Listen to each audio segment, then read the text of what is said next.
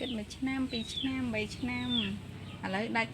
2025ចូល2026ទៀតនៅមួយខែទៀតបងប្អូនចាសួស្តីបងប្អូនទាំងអស់គ្នាចា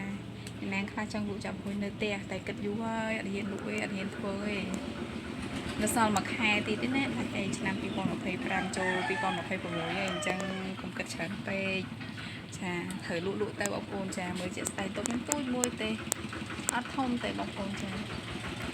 ខ្ញុំឆ្លៀតលក់បានហើយបងប្អូន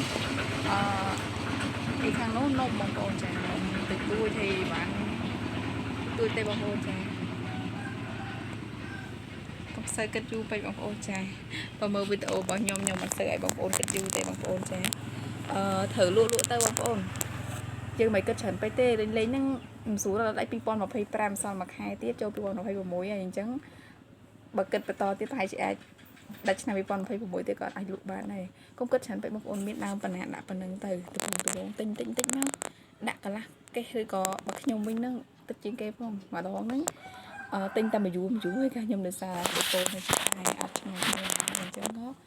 ទិញតែមួយមុខមួយយូរពីរយូរមកដាក់លក់